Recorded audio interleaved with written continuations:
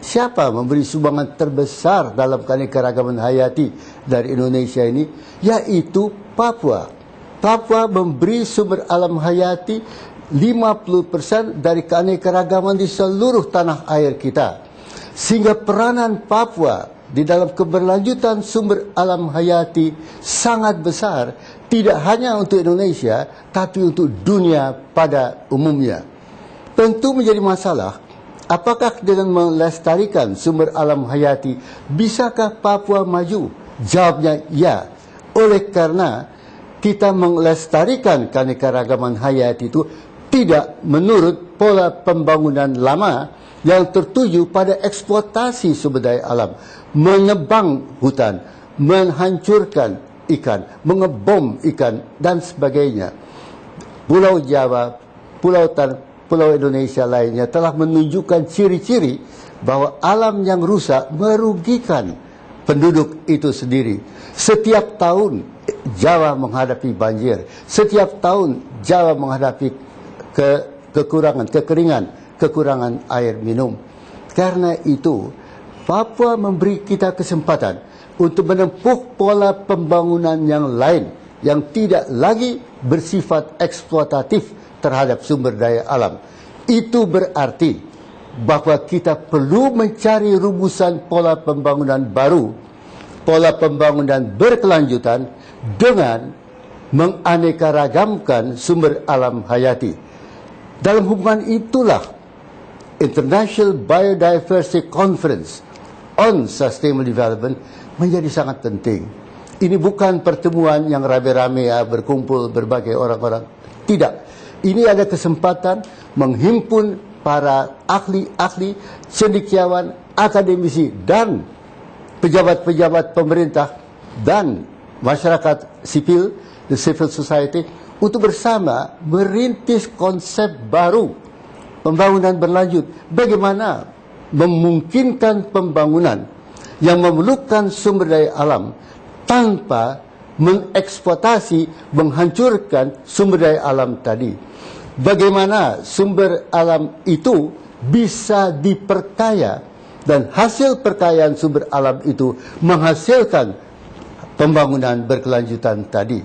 Maka cara kita melihat hutan bukan lagi hutan untuk ditebang, tapi bagaimana hutan bisa diperkaya agar dengan hasil peningkatan value added dari pohon-pohon itu, dari hutan itu, pembangunan diuntungkan. Bagaimana kita membangun supaya masyarakat dengan dia punya wisdom, local wisdom, kearifan lokal, bisa kita kembangkan agar hutan memberi manfaat yang jauh lebih besar dari sekadar jika dia ditebang. Maka pola pembangunan berkelanjutan dengan keanekaragaman hayati, perpaduan dua hal ini menjadi kunci dari pola pembangunan masa depan. Karena itu, pertemuan International Conference Biodiversity dan Pembangunan Berkelanjutan yang berlangsung sekarang di Jayapura sangat penting. Bukan hanya untuk Papua, bukan hanya untuk Indonesia, tapi untuk dunia umumnya.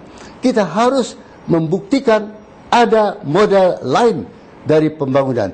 Bukan dengan eksploitasi sumber daya alam, tetapi dengan perkayaan sumber daya alam, dengan enrichment sumber daya alam, dengan meningkatkan nilai tambah dari sumber daya alam tadi. Dalam kaitan itu, para akademisi berkumpul, para ahli berkumpul. Mari di dalam workshop, di dalam rentetan pertemuan, saya harap tidak berhenti hanya di dalam konferensi ini, tapi berlanjut, memberikan jalan agar kita memperoleh nilai tambah dari sumber alam hayati tropis yang unik di dunia ini. Dari Indonesia, daratan dan lautan, dengan menggunakan Papua sebagai sentrum, sebagai laboratorium yang memelopori pola pembangunan baru ini.